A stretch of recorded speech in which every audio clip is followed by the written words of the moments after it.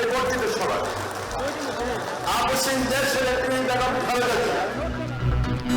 নির্বাচনে ঐক্যবদ্ধভাবে কাজ করার নির্দেশ খালেদা জিয়ার। নিরপেক্ষতা ধরে রাখতে সরকারকে সতর্ক থাকতে হবে বর্ধিত সভায় তারেক রহমান।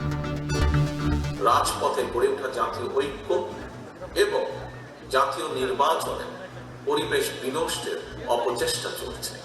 ইস্পাত কঠিন ঐক্যের মাধ্যমে জনগণকে সঙ্গে নিয়ে এবং চক্রান্তকে ব্যর্থ করে দিতে হবে।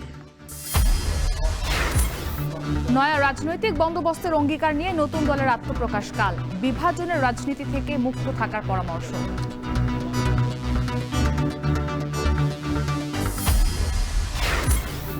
দেশের প্রয়োজনে সেনা সদস্যদের সর্বোচ্চ ত্যাগে প্রস্তুত থাকার নির্দেশ সেনাপ্রধানের।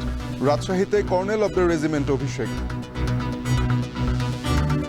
এই রেজিমেন্টের প্রতিটি সদস্য দেশের যে কোনো প্রয়োজনে স্বতঃস্ফূর্তভাবে দায়িত্ব পালন করবে এবং প্রয়োজনে নিজেদের জীবন উৎসর্গ করতে প্রস্তুত থাকবে। এবং বন্ধ হলো বেক্সিমকো টেক্সটাইলের 14 কারখানা। 9 মার্চ থেকে 4000 শ্রমিকের পাওনা পরিশোধ। 525 কোটি টাকা দিচ্ছে মন্ত্রণালয়।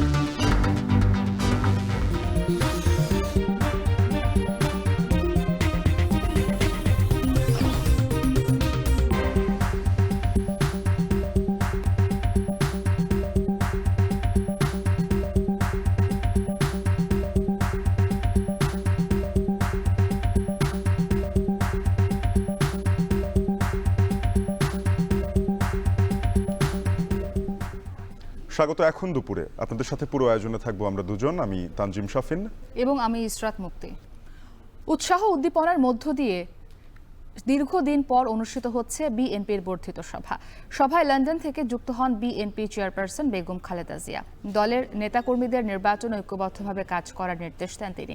জাতীয় সংসদের এলজি হলে আয়োজিত বর্ধিত সভায় তিনি বলেন, পতিত স্বৈরাচার গণঅভ্যুত্থান ব্যর্থ করতে এখনও ষড়যন্ত্র করছে।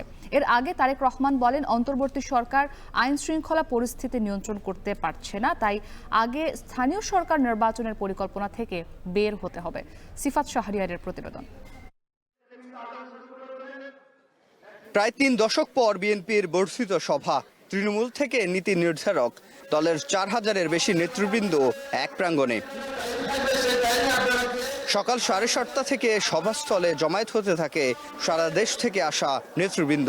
সময় বাড়ার সাথে জাতীয় সংসদ ভবনের এলডি হল প্রাঙ্গণ হয়ে ওঠে মিলন মেলায়। সভায় ভার্চুয়ালি যুক্ত হন দলের ভারপ্রাপ্ত চেয়ারম্যান তারেক রহমান। আনুষ্ঠানিকতার শুরুতে গত 16 বছরে গণতান্ত্রিক আন্দোলনে শহীদ ও দলের প্রয়াত নেতৃবৃন্দের স্মরণে 1 মিনিট নীরবতা পালন করা হয়। এরপর সংক্ষেপে শোক প্রস্তাব ঘোষণা করেন দলের সিনিয়র যুগ্ম মহাসচিব রুহুল কবির রিজভী। ক্রসফায়ারের শিকার হয়ে জনসহ কত নেতৃবৃন্দ, কত ছাত্র নেতা, কত যুব নেতা, কত স্বেচ্ছাসেবক নেতা এবং দেশের নানা শ্রেণী পেশার মানুষ হারিয়ে গেছেন তারই আত্মারায়। বন্ধুরা, আমরা এদের সকলের প্রতি গভীর শ্রদ্ধা জানাচ্ছি, তাদের আত্মার মাগফিরাত কামনা করছি। স্বাগত বক্তব্যে দলের মহাসচিব মির্জা ফখরুল ইসলাম আলমগীর বলেন, নির্বাচন নিয়ে সুনির্দিষ্ট কোনো নির্দেশনা না থাকা দুঃখজনক। একটি গণতান্ত্রিক দল এবং একটি আইন মেনে চলা, সংবিধান মেনে চলা একটা রাজনৈতিক দলের উপরে যে নির্মম নির্যাতন নিপীড়ন এসেছে, তারপরেও শহীদ প্রেসিডেন্ট জিয়া রহমানের সৃষ্ট এই দল নির্দেশিত পথে আমরা সামনের দিকে এগিয়ে গণতন্ত্র প্রতিষ্ঠার কাজ করে চলেছি। বন্ধুরা, আগস্টের পরিবর্তনের পরে ফ্যাসিস্ট হাসিনা দেশ থেকে পালিয়ে ভারতে আশ্রয় নেওয়ার পরে আমাদের দেশের অবস্থার পরিবর্তন হবে। অতি দ্রুত দেশে জনগণের ভোটাধিকার ফিরিয়ে দেওয়া হবে এবং জনগণ তাদের ভোটাধিকার প্রয়োগ করতে পারবেন। কিন্তু আমরা দুঃখের সঙ্গে দেখছি এখন পর্যন্ত সেই লক্ষ্যে আমরা সুস্পষ্ট কোনো নির্দেশনা পাচ্ছি না। দুপুর 12টায় ভার্চুয়ালি যুক্ত হন তারেক রহমান। বলেন, সংস্কার এবং স্থানীয় নির্বাচনের কথা বলে ধূম্রজালের সৃষ্টি করা হচ্ছে। আগে স্থানীয় সরকার নির্বাচন আয়োজন করা হলে সেটি হবে পলাতক আওয়ামী লীগের পুনর্বাসন প্রক্রিয়া। সংস্কার কিংবা স্থানীয় নির্বাচন, এসব ইস্যু নিয়ে জনগণের সামনে এক ধরনের ধূম্র জাল সৃষ্টি করা হচ্ছে। রাষ্ট্র এবং রাজনীতিতে সংস্কার একটি ধারাবাহিক প্রক্রিয়া। বিএনপির কাছে সংস্কারের ধারণা নতুন কিছু নয়। একটি রাজনৈতিক দল হিসাবে বিএনপি বারবার জনগণের ভোটে জনগণের কাছে দায়বদ্ধ সরকার প্রতিষ্ঠা করার লক্ষ্যে জাতীয় নির্বাচনের দাবি জানায়। দলের নেতাকর্মীদের সতর্ক করে বলেন, দলের শৃঙ্খলা ভঙ্গ হয় এমন কিছু দল সমর্থন করবে না। জাতীয় ঐক্য এবং জাতীয় নির্বাচনের পরিবেশ বিনষ্টের চক্রান্তের বিরুদ্ধে আমি আজ দেশের কৃষক, শ্রমিক জনতা, আলেম ওলেমা, পীর মাশায়েখ তথা সকল শ্রেণী পেশার মানুষকে, আপনারা আজ এখানে যারা উপস্থিত হয়েছেন, আপনাদের প্রত্যেকের মাধ্যমে তাদেরকে সতর্ক থাকার আহ্বান এবং অনুরোধ জানাই। যারা বাংলাদেশকে তাবেদার রাষ্ট্র বানিয়ে রাখতে চেয়েছিল, তাদের ষড়যন্ত্র কিন্তু এখনো থেমে নেই। এরপরে বর্ধিত সভায় ভার্চুয়ালি যুক্ত হয়ে দলের চেয়ারপারসন বেগম খালেদা জিয়া আগামী নির্বাচনে নেতাকর্মীদের ঐক্যবদ্ধভাবে কাজ করার নির্দেশ দেন। বলেন, প্রতিহিংসা ও প্রতিশোধ নয়, সবাই মিলে বাসযোগ্য গণতান্ত্রিক রাষ্ট্র গড়তে হবে। তরুণ সমাজ আজ এক ইতিবাচক গণতান্ত্রিক পরিবর্তনের জন্য উন্মুখ হয়ে আছে। ক্ষুদ্র ক্ষুদ্র সংকীর্ণতা ভুলে দেশ ও জাতির বৃহত্তর স্বার্থে আমাদের কাজ করতে হবে। এখনো ফ্যাসিস্টদের দোসররা এবং বাংলাদেশের শত্রুরা গণ অভ্যুত্থানের মাধ্যমে প্রাপ্ত অর্জনকে নস্যাৎ করার জন্য গভীর চক্রান্তে লিপ্ত রয়েছে। ইস্পাত কঠিন ঐক্যের মাধ্যমে জনগণকে সঙ্গে নিয়ে এবং চক্রান্তকে ব্যর্থ করে দিতে হবে।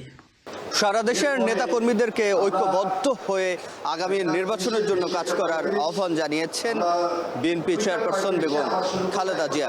তার এই বার্তা এবং নেতাকর্মীদের ঐক্যবদ্ধ প্রয়াসই নির্ধারণ করবে বিএনপির আগামীর ভবিষ্যৎ। আর এই সভার পর জাতীয় রাজনীতিতে কি প্রভাব পড়ে এবং বিএনপির অবস্থান কি হয় সেটিও এখন দেখার বিষয়। সিফাত শাহরিয়ার, এখন ঢাকা। প্রতিবেদন দেখছিলাম, বিএনপির বর্ধিত সভা এখনো চলছে, সেখানে আছেন সহকর্মী সিফাত শাহরিয়ার। সবশেষ জানবো তার কাছে। সিফাত, জানাবেন বর্ধিত সভায় এই মুহূর্তে কি আনুষ্ঠানিকতা চলছে? সভায় নেতাকর্মীরা যেসব বিষয়ে আলোচনা করলেন তার কেন্দ্রবিন্দুতে কোন কোন বিষয়গুলো ছিল জানাবেন।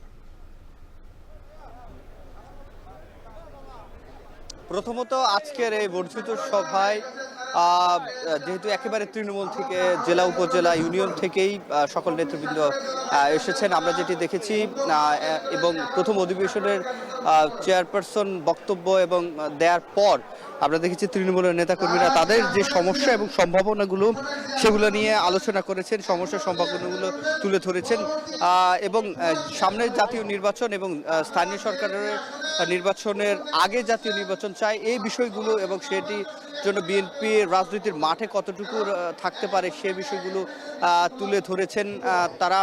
সেটির জন্য ঐক্যবদ্ধভাবে কাজ করার জন্য চেয়ারপারসন এবং ভারপ্রাপ্ত চেয়ারম্যান দুজনেই সকলকে ঐক্যবদ্ধ থাকার অনুরোধ জানিয়েছেন।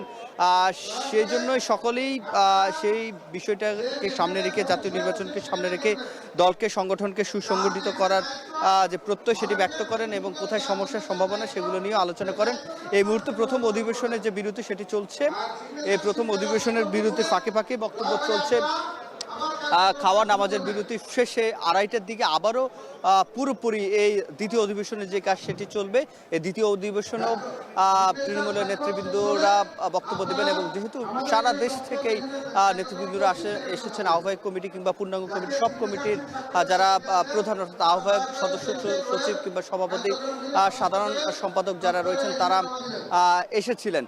তো এই যে তাদের বক্তব্য শুনে যে প্রস্তাবগুলো দলের পক্ষ থেকে সেগুলো উত্থাপন করা হবে সন্ধ্যা 6টার পর এবং 7:30টার দিকে আবারও ভারপ্রাপ্ত চেয়ারম্যান তারেক রহমান তিনি আবার কথা বলার কথা রয়েছে। অর্থাৎ এখানে যে প্রস্তাবগুলো, যে পরামর্শগুলো দেয়া হবে এবং যে সমস্যার সম্ভাবনাগুলোর কথা বলা হবে সেগুলোই প্রস্তাব আকারে মূলত দ্বিতীয় অধিবেশনের শেষে সন্ধ্যার পরেই সেগুলো উত্থাপিত করা হবে এবং তার পরবর্তী সময়ে এগুলো নিয়ে পরবর্তী কি দিক নির্দেশনা আসে সেটি নিয়ে আলোচনা করবেন এবং দলের যারা নেতাকর্মী রয়েছেন তারাও তাকিয়ে আছেন ভারপ্রাপ্ত চেয়ারম্যান তারেক রহমান আজকে তৃণমূলের জন্য কেন্দ্রের জন্য সর্বোপরি বিএনপির সামনের রাজনীতি কি হবে, জাতীয় নির্বাচনের তাদের সামনের কি পদক্ষেপ হবে, কোনো কর্মসূচি আছে কিনা, এই ধরনের যতগুলো প্রশ্ন ঘুরপাক খাচ্ছে নেতাকর্মী কিংবা সাধারণ মানুষের কিংবা রাজনীতির মাঠে, সে সকল প্রশ্নের হয়তো উত্তর দেবেন কিংবা এরপরে আনুষ্ঠানিকভাবেও জানাতে পারে। তবে তিনি সমাপনী একটি বক্তব্য দেবেন শাফিন এবং এখানে আমরা যেটি দেখেছি যেহেতু একেবারে একসাথে সকল রাজনৈতিক যারা নেতৃবৃন্দ রয়েছেন, তৃণমূল বলেন, স্থায়ী কমিটির সদস্য বলেন কিংবা এখানে যারা গত নির্বাচনগুলোতে জনপ্রতিনিধি ছিলেন, গত নির্বাচন বলতে যেগুলোতে বিএনপি অংশগ্রহণ করেছে সে জনপ্রতিনিধিরাও এখানে এসেছেন, অর্থাৎ এখানে একটা সম্ভবত যাচাইও বলা যায় অনেক ক্ষেত্রে এবং এটিকে ছায়া কাউন্সিল হিসাবে অনেকে দেখছেন।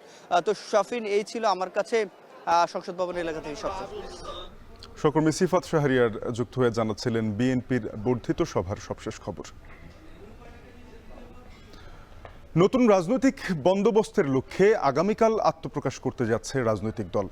সব ধর্ম, জাতি, গোষ্ঠীর অংশ নিশ্চিত করেই গঠিত হচ্ছে দলটির কেন্দ্রীয় কমিটি। তবে নেতৃত্বে বিরোধের জেরে নতুন দলে যোগ দিচ্ছেন না ইসলামী ছাত্র শিবির থেকে নাগরিক কমিটির কেন্দ্রীয় নেতৃবৃন্দের মধ্যে আসা কয়েকজন নেতা।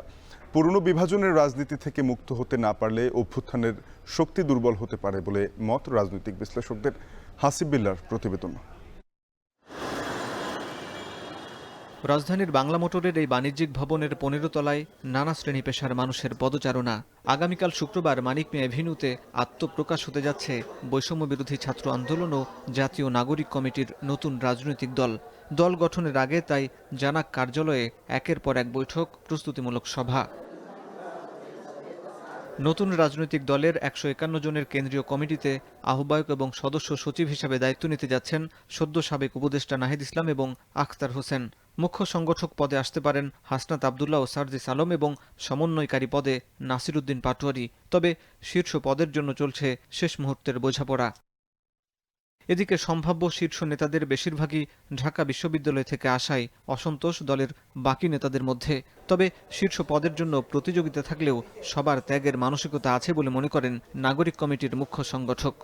যে আপনি গ্রেটার পার্সপেক্টিভে নিজের কতটুকু ব্যক্তি স্বার্থ স্যাক্রিফাইস করতে রেডি আছেন এবং আমরা আমাদের জায়গা থেকে মনে করি যে নির্দিষ্ট একটা পদ, ধরুন আহ্বায়ক পদ তো একটা, এখন 5 জন ডিমান্ড করলে সবার কথা চিন্তা করে যে একজন সেখানে এগিয়ে থাকবে তিনি বসবেন, বাকি 4 জনকে এটুকু মেনে নেওয়ার মানসিকতা থাকতে হবে। আমরা মনে করি আমাদের সবার সেটি আছে। দু একটা বিচ্ছিন্ন ঘটনা আলাদা বিষয়, কিন্তু যদি অধিকাংশ ক্ষেত্রে আমরা ঐক্যবদ্ধভাবে চলতে পারি। গণ অভ্যুত্থানের 1 মাস পর ফ্যাসিবাদী ব্যবস্থার বিলোপ ও নতুন রাজনৈতিক বন্দোবস্তের লক্ষ্যে তরুণ নাগরিকদের সমন্বয়ে 55 সদস্য নিয়ে আত্মপ্রকাশ করে জাতীয় নাগরিক কমিটি। এরপর বাড়তে থাকে সংগঠনটির কলেবর। 5.5 মাসে কেন্দ্রীয় কমিটির সদস্য সংখ্যা বেড়ে দাঁড়ায় 188 জনে। যোগ দেয় ছাত্রশক্তি, অধিকার পরিষদ, এবি পার্টি, বাম সংগঠন সহ কওমি মাদ্রাসা ভিত্তিক বিভিন্ন ছাত্র সংগঠনের নেতারা। 24 ডিসেম্বরে ইসলামী ছাত্র শিবিরের সাবেক নেতারা সরাসরি যুক্ত হলে আরও গতি পায় জাতীয় নাগরিক কমিটির কার্যক্রম। সভা সমাবেশ সহ বিভিন্ন কর্মসূচিতে দেখা যায় ছাত্র শিবিরের সাবেক ও বর্তমান নেতাকর্মীদের উল্লেখযোগ্য উপস্থিতি। তবে চলতি মাসে রাজনৈতিক দলের আত্মপ্রকাশ উপলক্ষে নেতৃত্ব নিয়ে বিরোধ শুরু হয়। এরপর অভ্যুত্থানের কৃতিত্ব নিয়ে বিরোধে জড়ান ছাত্রশক্তি ও ছাত্র শিবির নেতারা। অভিযোগ ওঠে, অতীতে শিবির সংশ্লিষ্টতার কারণে নতুন দলে গুরুত্বপূর্ণ পদ দেয়া হচ্ছে না। এমন প্রেক্ষাপটে জানাক থেকে 21 ফেব্রুয়ারি পদত্যাগ করেন সাবেক শিবির নেতা মোহাম্মদ হিজবুল্লাহ। অন্যদিকে নতুন দলে না থাকার ঘোষণা দেন ঢাকা বিশ্ববিদ্যালয় শিবিরের সাবেক 2 সভাপতি, জানাকের যুগ্ম আহ্বায়ক আলী হাসান জুনায়েদ ও সদস্য সচিব রাফি সালমান রিফাত। আত্মপ্রকাশের শুরুতেই এমন বিভাজন হলে দলের শক্তি দুর্বল হয়ে যেতে পারে বলে মনে করেন এই সমাজবিজ্ঞানী। এরা অনেক ভালো অল্টারনেটিভ নিয়ে আসছে, তাহলে আমরা তাদেরকে পছন্দ করব। কিন্তু আপনি শুরুতে যদি ওরকমটা বিভাজনের দিকে চলে যান, যে নতুনত্ব ইনক্লুসিভনেসকে বাধাগ্রস্ত করবে, তাহলে তো আপনি যে ন্যারেটিভস দাঁড় করাতে যাচ্ছেন এটা তো তার সঙ্গে সাংঘর্ষিক হয়ে যাবে। আওয়ামী লীগ রেজিমের বিরুদ্ধে যারা ছিলেন মাঠে, অনেকে হয়তো সামনে যাননি তার রাজনৈতিক কৌশলগত কারণে, তাই না? অনেকে পেছনে থেকে এটাকে এক ধরনের রসদ জুগিয়েছে, একটা অংশ কন্ট্রিবিউট করেছে, তাকে তো আপনি ইগনোর করতে পারেন না। তবে নাগরিক কমিটির সদস্য সচিব আখতার হোসেনের দাবি, নেতৃত্ব বাছাইয়ের পূর্বে রাজনৈতিক পরিচয় মুখ্য হিসাবে দেখা হয়নি। পূর্বেকার রাজনৈতিক যে পরিচয়গুলো আছে সেগুলোকে আমরা কোনোভাবেই মুখ্য হিসেবে আমরা এখানে দেখিনি, বরং পূর্বেকার রাজনৈতিক অভিজ্ঞতাকে আমরা আমাদের মতাদর্শের সঙ্গে মিলিয়ে কিভাবে সুশৃঙ্খলভাবে বাংলাদেশের মানুষকে একটি নতুন ধারা রাজনীতি উপহার দিতে পারি সে লক্ষ্যেই আমরা কাজ করছি। নানা প্রান্তিক জনগোষ্ঠী তাদের সকলের একটা রিপ্রেজেন্টেশন রেখে তাদের সকলের পক্ষে হয়ে নাগরিক মর্যাদার প্রশ্নটিকে আমরা সবথেকে গুরুত্ব দিয়ে দেখব। এদিকে বুধবার 11তম সাধারণ সভায় সিদ্ধান্ত হয়, দল আত্মপ্রকাশের পর রাজনৈতিক সামাজিক সংগঠন হিসাবে থেকে যাবে জাতীয় নাগরিক কমিটি। কেউ রাজনৈতিক দলে যুক্ত হলে বাতিল হবে জানাকের সদস্যপদ। হাসিব বিল্লাহ, এখন, ঢাকা। ডিসেম্বরের মধ্যে সংসদ নির্বাচনকে প্রধান লক্ষ্য রেখে কাজ চলছে। আপাতত স্থানীয় নির্বাচন নিয়ে ভাবা হচ্ছে না বলে জানিয়েছেন নির্বাচন কমিশনার আব্দুর রহমানুল মাসুদ। সকালে ধামরাই উপজেলা নির্বাচন কার্যালয় পরিদর্শন শেষে এ কথা বলেন তিনি। এ সময় তিনি বলেন, স্থানীয় নির্বাচন কয়েক ধাপে করতে হবে, তাই এই মুহূর্তে তা করা সম্ভব নয়। প্রধান উপদেষ্টা সহ প্রায় দায়িত্বশীল সকলেই বলেছেন যে ডিসেম্বরের মধ্যেই সংসদ নির্বাচন হবে। কাজে নির্বাচন কমিশন বর্তমানে আমাদের মেইন ফোকাস এখন নির্বাচন, সংসদ নির্বাচন। আমাদের ভোটার হালনাগাদ করা হচ্ছে, ভোটার লিস্ট, এবং সে ভোটার লিস্টও আমাদের জুনের মধ্যে সেটা সম্পূর্ণ চূড়ান্ত হয়ে যাবে। দেশের প্রয়োজনে সেনাবাহিনীর সদস্যদের সর্বোচ্চ পেশাদারিত্ব নিয়ে দায়িত্ব পালনের আহ্বান সেনাপ্রধান জেনারেল ওয়াকারুজ্জামানের। সেনাবাহিনীকে শক্তিশালী করতে অস্ত্র ও আধুনিক সরঞ্জাম ক্রয় সহ নানা উদ্যোগ আরও সক্ষমতা বৃদ্ধির কথা বলেন সেনাপ্রধান। সকালে রাজশাহী সেনানিবাসের বাংলাদেশ ইনফ্যান্ট্রি রেজিমেন্ট সেন্টারে 7ম কর্নেল অব দ্য রেজিমেন্ট অভিষেক অনুষ্ঠানে যোগ দিয়ে এই কথা বলেন তিনি। রায়হানুল ইসলামের ক্যামেরায় আরও জানাবেন রাকিবুল হাসান। দুর্জয় দুরন্ত নির্ভীক, এই মূলমন্ত্রে উজ্জীবিত বাংলাদেশ ইনফ্যান্ট্রি রেজিমেন্টাল সেন্টারে 7ম কর্নেল অব দ্য রেজিমেন্ট হিসেবে অভিষিক্ত হবার মধ্য দিয়ে এই রেজিমেন্টাল সেন্টারের অভিভাবকত্ব গ্রহণের এ আয়োজন। রণসঙ্গীতের সাথে সেনাদের শৃঙ্খল এ পদধ্বনি মুগ্ধতা ছড়ায় প্যারেড গ্রাউন্ডে। সেনাপ্রধান সেনানিবাসের শহীদ কর্নেল আনিস প্যারেড গ্রাউন্ডে পৌঁছলে সেনাপ্রধানকে প্রচলিত সামরিক রীতি অনুযায়ী গার্ড অব অনার দেয়া হয়। পরে সেনাবাহিনী প্রধানকে পরিয়ে দেয়া হয় colonel rank badge. Bangladesh infantry রেজিমেন্টের কর্নেল অব দ্য রেজিমেন্ট হিসেবে দায়িত্ব নিতে পেরে আমি অত্যন্ত গর্বিত। বাংলাদেশ সেনাবাহিনীর আধুনিকায়ন ও উন্নয়ন সাধিত হয়েছে। এর মধ্যে নতুন নতুন ইউনিট প্রতিষ্ঠা, আধুনিক অস্ত্র ও সরঞ্জামাদি সংযোজন সহ বহু উন্নয়ন ও কল্যাণমূলক কার্যক্রম অন্তর্ভুক্ত রয়েছে। এ সময় সেনাবাহিনীকে আরও আধুনিক ও যুগোপযোগী করে গড়ে তোলার প্রত্যয় ব্যক্ত করেন সেনাপ্রধান। আশা প্রকাশ করেন, প্রয়োজনে সর্বোচ্চ ত্যাগ স্বীকার করে দেশ রক্ষায় ভূমিকা রাখবেন সেনা সদস্যরা। ইতিমধ্যে আমরা ইন্ডিজিনিয়াস ডিফেন্স ইন্ডাস্ট্রি তৈরির কার্যক্রম শুরু করেছি, যা আমাদের সক্ষমতাকে অনেকাংশে বৃদ্ধি করবে এবং আত্মনির্ভরতাও অনেকাংশে বৃদ্ধি পাবে। কর্নেল অব দি রেজিমেন্ট হিসাবে আমি বাংলাদেশ ইনফ্যান্ট্রি রেজিমেন্টের প্রত্যেকটি সদস্যকে পেশাদার ও সুপ্রশিক্ষিত হিসাবে গড়ে তুলতে সর্বদা বদ্ধপরিকর। পাশাপাশি সেনা সক্ষমতা বৃদ্ধিতে নিজস্ব ডিফেন্স ইন্ডাস্ট্রির কথা বলেন সেনাপ্রধান। এই রেজিমেন্টের প্রতিটি সদস্য দেশের যে কোনো প্রয়োজনে স্বতঃস্ফূর্তভাবে দায়িত্ব পালন করবে এবং প্রয়োজনে নিজেদের জীবন উৎসর্গ করতে প্রস্তুত থাকবে। পরে তিনি 19তম বাৎসরিক অধিনায়ক সম্মেলনে যোগ দিয়ে এই রেজিমেন্টের উন্নয়ন, পেশাগত দক্ষতা ও দেশে বিদেশে পরিচালিত কার্যক্রমের বিষয়ে মতবিনিময় করেন। রাকিবুল হাসান, এখন, রাজশাহী। শুক্রবার থেকে গাজীপুরে বেক্সিমকো ইন্ডাস্ট্রিয়াল পার্কের টেক্সটাইলস অ্যান্ড অ্যাপারেলস বিভাগের 14টি কারখানা বন্ধ হচ্ছে। দুপুরে উপদেষ্টা পরিষদের বৈঠক শেষে শ্রম উপদেষ্টা জানান, শ্রমিক কর্মচারীদের বেতন বকেয়া বাবদ শ্রম ও অর্থ মন্ত্রণালয় এরই মধ্যে 525 কোটি টাকার ব্যবস্থা করেছে। এসব জালিয়াতের সঙ্গে সংশ্লিষ্ট ব্যাংক ও কর্মকর্তাদের বিরুদ্ধে ব্যবস্থা নেওয়া হবে। আগামী 9 মার্চ থেকে 4000 শ্রমিকের পাওনা পরিশোধ করা হবে বলেও জানান তিনি। আজহার লিমনের প্রতিবেদন। আইনের তোয়াক্কা না করে ব্যাংকগুলোতে রাখা মানুষের আমানত ঋণ আকারে নিয়ে কিভাবে লুটপাট করা হয় তার একটা উদাহরণ হয়ে উঠেছে বেক্সিমকো ইন্ডাস্ট্রিয়াল পার্ক। 5 আগস্টের গণঅভ্যুত্থানের পর পতিত প্রধানমন্ত্রীর বেসরকারি শিল্প ও বাণিজ্য বিষয়ক উপদেষ্টা সালমান এফ রহমানের মালিকানাধীন বেক্সিমকো গ্রুপের প্রতিষ্ঠানগুলোতে যখন অচলাবস্থা তৈরি হয়, তখন বিরাট সংখ্যক শ্রমিক কর্মচারী এসব প্রতিষ্ঠানের ভবিষ্যৎ নির্ধারণের দায়িত্ব পড়ে শ্রম মন্ত্রণালয় সহ সরকারের ওপর।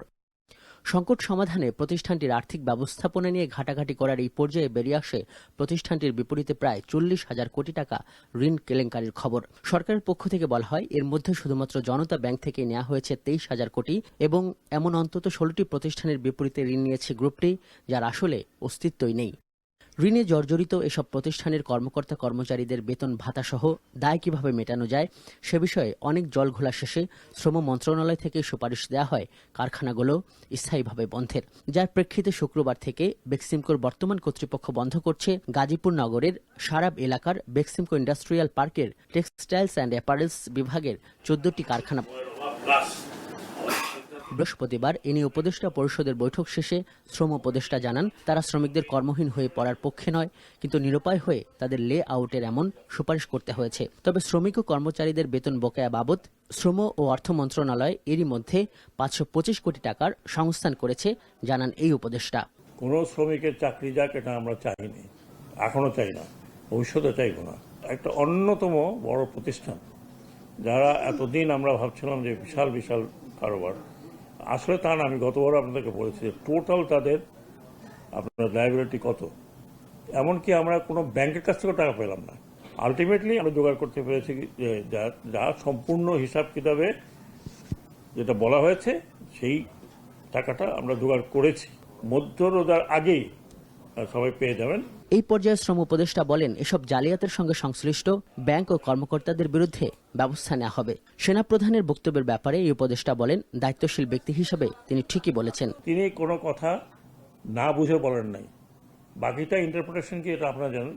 আর আমি যতটুকু ওনাকে চিনি, the very straight forward man, very very straight forward man. যা বলার মানুষের মুখের উপরে বলার মতো লোক। হ্যাঁ, so I have lot of respect for him. উনি কি বলেছেন না বলেছেন সেটা ব্যাখ্যা আমি দিতে পারবো না, এটা উনি দিতে পারবেন। ধন্যবাদ। বিদেশে পালিয়ে যাওয়া বেক্সিমকো সংশ্লিষ্টদের দেশে ফিরে আত্মসমর্পণের আহ্বান জানান এই উপদেষ্টা। এটা আপনারা তাকে জিজ্ঞেস করবেন, নট মি। আজহার লিমন, এখন ঢাকা। রাষ্ট্রের গুরুত্বপূর্ণ ব্যক্তিদের পদমর্যাদা ক্রম নিয়ে আপিল বিভাগের রায়ের বিরুদ্ধে রিভিউ শুনানির জন্য সময় নিলেন মন্ত্রিপরিষদ সচিব। শুনানির জন্য 6 মার্চ তারিখ ঠিক করেছে আপিল বিভাগ। বৃহস্পতিবার সকালে মন্ত্রিপরিষদ সচিবের পক্ষে 2 সপ্তাহের সময় আবেদন করেন তার আইনজীবী।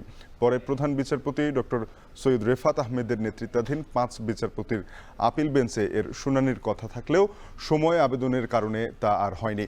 এদিকে ডেপুটি অ্যাটর্নি জেনারেল ও সহকারী অ্যাটর্নি জেনারেলরাও তাদের পদমর্যাদা বাড়াতে আবেদন করেছেন, যার শুনানিও একই সাথে 6 মার্চ হবে। এর আগে 2015 সালের 11 জানুয়ারি রাষ্ট্রীয় পদমর্যাদা ক্রম ঠিক করে রায় দেন আপিল বিভাগ।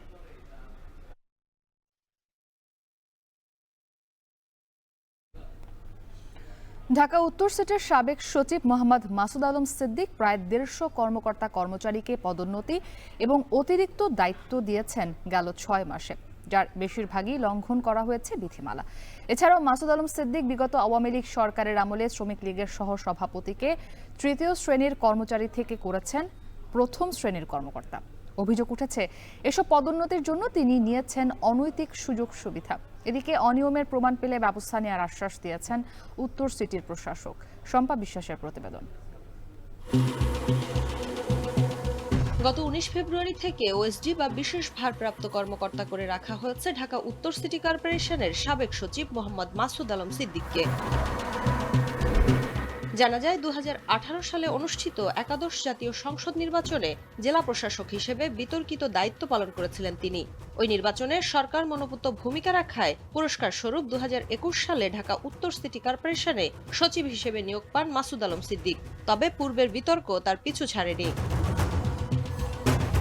কর্মক্ষেত্রের শেষ 6 মাসে তিনি প্রায় 150 জন কর্মকর্তা কর্মচারীকে পদোন্নতি এবং অতিরিক্ত দায়িত্ব দিয়েছেন, যার বেশিরভাগ ক্ষেত্রেই লঙ্ঘন করা হয়েছে পদোন্নতি এবং অতিরিক্ত দায়িত্বের বিধিমালা। অভিযোগ উঠেছে এসব পদোন্নতি দেওয়ার জন্য তিনি নিয়েছেন অনৈতিক সুযোগ সুবিধা। গত ডিসেম্বরে তিনি যেসব পদোন্নতি এবং অতিরিক্ত দায়িত্ব দিয়েছেন তার মধ্যে একজন ফারজানা আক্তার। উচ্চমান সহকারী কাম হিসাব রক্ষক ফারজানাকে ডিএনসিসির অঞ্চল 9-এর উপকর কর্মকর্তার অতিরিক্ত দায়িত্ব দেওয়া হয়। এই পদোন্নতিপ্রাপ্তদের সিরিয়ালে 4 নম্বরে থাকা মোতাহার হোসেন এবং 9 নম্বরে থাকা লাকি আক্তারকে বাদ দিয়ে 13 নম্বরে থাকা এইচএসসি পাস ফারজানাকে দায়িত্ব দেওয়া হয়। এক্ষেত্রে শিক্ষাগত যোগ্যতা এবং জ্যেষ্ঠতা 2 লঙ্ঘন করা হয়েছে।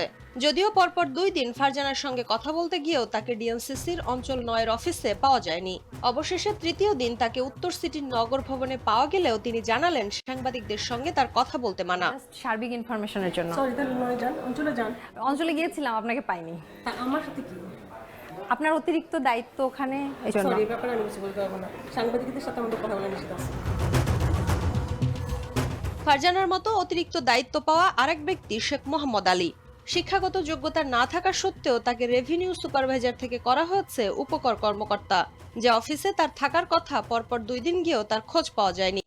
তার মূল কাজ আঞ্চলিক অফিসে হলেও 2 দিন গিয়েই শোনা গেল তিনি আছেন নগর ভবনে। এখানেই শেষ নয়। সাবেক সচিব মাসুদ আলম সিদ্দিক বিগত আওয়ামী লীগ সরকারের আমলে শ্রমিক লীগের সহ সভাপতি আব্দুল খালেক মজুমদারকে 3য় শ্রেণীর কর্মচারীর পদ থেকে 1ম শ্রেণীর কর্মকর্তার অতিরিক্ত দায়িত্ব দিয়েছেন। আব্দুল খালেক মজুমদারকে তিনি অতিরিক্ত দায়িত্ব দিয়ে সহকারী সচিব এবং উপকর কর্মকর্তা করেছেন। এদিকে এমন অনিয়মের ব্যাপারে নগর পরিকল্পনাবিদরা বলছেন, নিয়ম ভেঙে পদোন্নতি এবং অদক্ষ লোককে পদে বসালে তার কুফল ভুগতে হবে সাধারণ জনগণ তথা সিটি কর্পোরেশনকে। 4র্থ শ্রেণীর কর্মচারী থেকে পদোন্নতি প্রাপ্ত হয়ে উপরের দিকে আসে, সেখানে কিছু সেবাদানের ঘাটতি থেকে যায়। কারণ প্রত্যেকেরই জানাশোনা এবং তার দক্ষতার একটা সীমাবদ্ধতা আছে। এটার কারণে প্রায় বাংলাদেশের প্রত্যেকটি প্রতিষ্ঠানে কিন্তু অসুবিধার সম্মুখীন তারা কিন্তু হয়। এমন পরিস্থিতিতে ডিএনসিসির নতুন প্রশাসক মোহাম্মদ এজাজ পদোন্নতি এবং অতিরিক্ত দায়িত্ব বণ্টনের ক্ষেত্রে অনিয়মের প্রমাণ পেলে ব্যবস্থা নেওয়ার আশ্বাস দিয়েছেন। সবগুলো রিভিউ করা হবে, কোনো ধরনের অনিয়ম হলে আমরা অ্যাকশনে যাব। একই সঙ্গে নতুন প্রশাসক একটি কমিটি করে পদোন্নতি এবং অতিরিক্ত দায়িত্বের বিষয়ে তদারকি করার ঘোষণাও দিয়েছেন। নানা অনিয়ম আর দুর্নীতি করার পরেও ঢাকা উত্তর সিটি কর্পোরেশনে বহাল তবিয়তে ছিলেন মাসুদ আলম সিদ্দিক। সেবা সংস্থায় দায়িত্ব পালন করতে এলেও বিভিন্ন সময় অনিয়মের প্রশ্নের মুখোমুখি হলে তিনি দায় এড়িয়ে যেতেন জনসংযোগ দপ্তরের দোহাই দিয়ে। এছাড়া নানা প্রকল্পে দুর্নীতি এবং অর্থ তছরুপের বিষয়ে জানতে চাইলে অফিসে থাকার পরেও জনসংযোগ দপ্তরের মাধ্যমে তিনি সাংবাদিকদের জানাতেন তিনি বাইরে আছেন। কিন্তু এত সতর্কতার পরেও মাসুদ আলম সিদ্দিকের শেষ রক্ষা হলো না। গত 19 ফেব্রুয়ারি তাকে ওএসডি করে জনপ্রশাসন মন্ত্রণালয়। শম্পা বিশ্বাস, এখন, ঢাকা। রোহিঙ্গা সংকট সমাধানে মিয়ানমারকেই সমাধান খুঁজতে হবে। এছাড়া বাংলাদেশ সরকারের রোহিঙ্গা বিষয়ক বৈশ্বিক সম্মেলনে ইউএনএইচসিআর সমর্থন দেবে বলে জানিয়েছেন জাতিসংঘের শরণার্থী বিষয়ক হাই কমিশনার ফিলিপ্পো গ্রান্ডি। 3 দিনের এই সফরে বৃহস্পতিবার সকালে পররাষ্ট্র মন্ত্রণালয়ে আসেন তিনি। বৈঠক করেন উপদেষ্টা তৌহিদ হোসেনের সঙ্গে। আলোচনায় গুরুত্ব পায় রোহিঙ্গার সংকট ও মিয়ানমারের বর্তমান পরিস্থিতি। বৈঠক শেষে বাংলাদেশের প্রতি কৃতজ্ঞতা প্রকাশ করে ফিলিপ্পো গ্রান্ডি বলেন, অনেক চ্যালেঞ্জ সত্ত্বেও রোহিঙ্গাদের আশ্রয় দিয়েছে বাংলাদেশ, যা প্রশংসনীয়। তবে দীর্ঘদিনের এই সংকট দ্রুত সমাধানের উপর গুরুত্ব আরোপ করেন তিনি। বলেন, মিয়ানমারের পরিস্থিতি অত্যন্ত জটিল ও একাধিক সংঘাত চলছে। এমন পরিস্থিতি সত্ত্বেও সংকট সমাধানের জন্য জোর প্রচেষ্টা চালাতে হবে। এই প্রসঙ্গে তিনি আরো বলেন, রোহিঙ্গা সংকট নিয়ে সরকারের বৈশ্বিক সম্মেলনে পূর্ণ সমর্থন দিবে ইউএনএইচসিআর।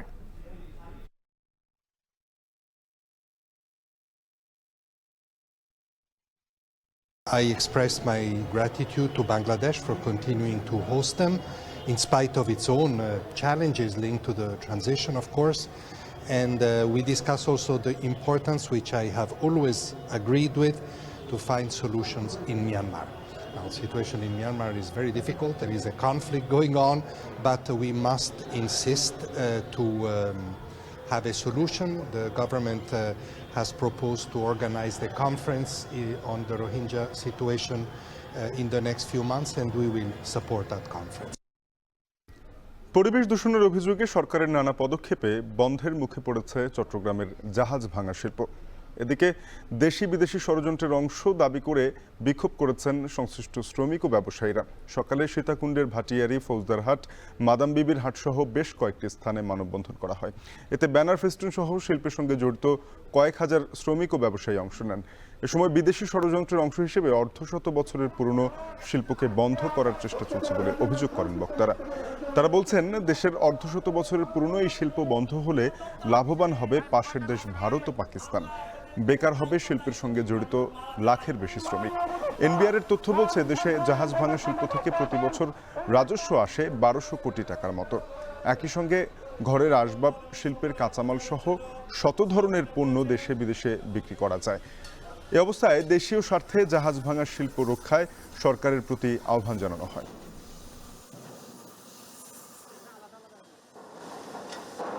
বাংলাদেশে ইস্পাত শিল্পে 50%-এরও অধিক কাঁচামালের যোগান এই শিল্প থেকে আসে। আমাদের বিভিন্ন ইয়ার্ডে আমাদের বিনিয়োগ 1000 কোটি ছাড়িয়ে গেছে। শ্রমিকের গতি না, বাংলাদেশের রাজস্বের গতি। আমরা এখান থেকে রপ্তানি করি ইউরোপ, আমেরিকা, বিভিন্ন দেশে। এশিয়ার বন্ধ হলে ভারতের লাভ বেশি হয়। সারা বাংলাদেশে প্রায় 4 থেকে 5 লক্ষ লোক জড়িত। সেই সুবাদে এই ইয়ার্ড চালু রাখার জন্য এবং এই ইয়ার্ড বন্ধ না করার জন্য সরকারের প্রতি বিনীত অনুরোধ জানাচ্ছি। বেসরকারি বিশ্ববিদ্যালয়ের শিক্ষার্থীদের উপর হামলার ঘটনায় প্রতিবাদ জানিয়ে বিক্ষোভ করেছে সরকারি তিতুমির কলেজের শিক্ষার্থীরা। দুপুরে রাজধানীর মহাখালীতে কলেজ প্রাঙ্গণে এই বিক্ষোভ করেন তারা। জুলাই আগস্ট অভ্যুত্থানে একসঙ্গে রাজপথে দাবি আদায়ে সোচ্চার থাকা বেসরকারি বিশ্ববিদ্যালয়ের শিক্ষার্থীদের উপর হামলা করায় দুঃখ প্রকাশ করে শিক্ষার্থীরা বলেন, যত দ্রুত সম্ভব তদন্ত করে জড়িতদের আইনের আওতায় আনতে হবে। সেই সাথে বিশ্ববিদ্যালয়গুলোকেও প্রশাসনিকভাবে ব্যবস্থা নেওয়ার দাবি জানান তারা। শিক্ষার্থীদের যে কোনো যৌক্তিক দাবিতে সরকারি তিতুমির কলেজের শিক্ষার্থীরা একসঙ্গে মাঠে থাকবে ঘোষণা দিয়ে বিক্ষোভে অংশগ্রহণকারীরা বলেন, ছাত্র সংগঠনগুলোকে শিক্ষার্থীদের অধিকারকেই গুরুত্ব দিয়ে কার্যক্রম চালাতে হবে। এবারে দেশের বাইরের খবর। মার্কিন দক্ষতা বিভাগের প্রধান ইলন মাস্ককে নিয়েই মন্ত্রিসভার প্রথম বৈঠকে সভাপতিত্ব করলেন প্রেসিডেন্ট ডোনাল্ড ট্রাম্প। এতে নানা মহলের বিতর্ক ও অসন্তোষ সত্ত্বেও মাস্কের কর্মী ছাঁটাই কিংবা বাজেট কাটছাটের পরিকল্পনায় আরও একবার সমর্থন জানিয়েছেন ট্রাম্প। এছাড়াও ইউরোপীয় ইউনিয়নের দেশগুলোর উপরে 25% বাণিজ্য শুল্ক আরোপের ঘোষণা দেন মার্কিন প্রেসিডেন্ট। সতীর্থ কর্মকারের প্রতিবেদন। দ্বিতীয় মেয়াদে ক্ষমতা গ্রহণের পর বুধবার প্রথমবারের মতো মন্ত্রিসভার সদস্যদের সঙ্গে বৈঠক করেন মার্কিন প্রেসিডেন্ট ডোনাল্ড ট্রাম্প।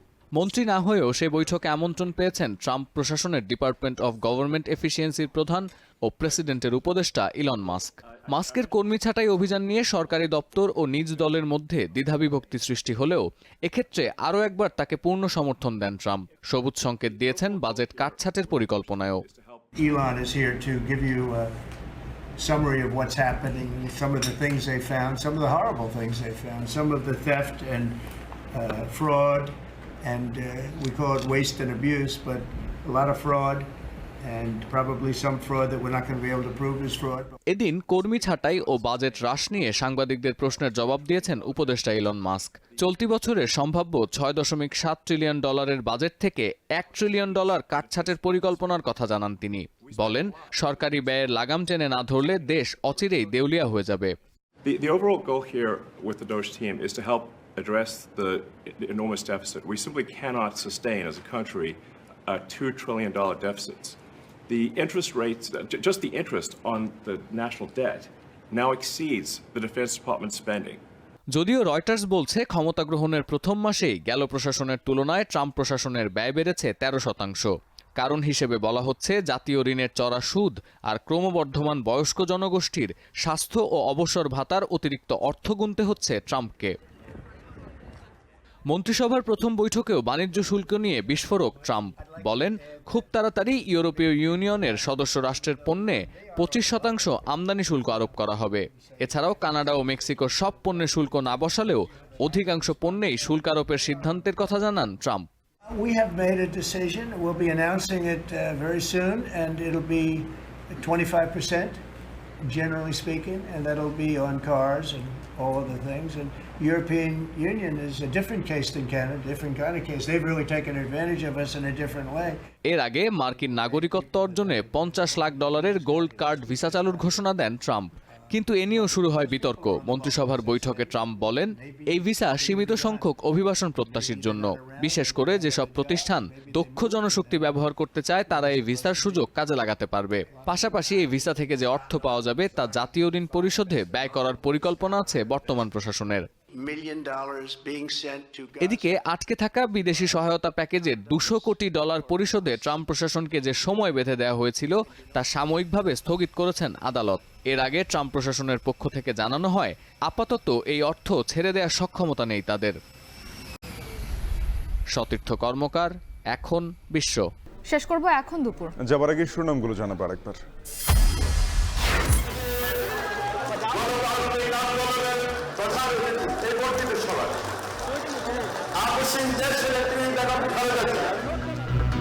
নির্বাচনে ঐক্যবদ্ধভাবে কাজ করার নির্দেশ খালেদা জিয়ার। নিরপেক্ষতা ধরে রাখতে সরকারকে সতর্ক থাকতে হবে বর্ধিত সভায় তারেক রহমান। রাজপথে গড়ে ওঠা জাতীয় ঐক্য এবং জাতীয় নির্বাচনে পরিবেশ বিনষ্টের অপচেষ্টা চলছে। ইস্পাত কঠিন ঐক্যের মাধ্যমে জনগণকে সঙ্গে নিয়ে এবং চক্রান্তকে ব্যর্থ করে দিতে হবে। নয়া রাজনৈতিক বন্দোবস্তের অঙ্গীকার নিয়ে নতুন দলের আত্মপ্রকাশ কাল। বিভাজনের রাজনীতি থেকে মুক্ত থাকার পরামর্শ।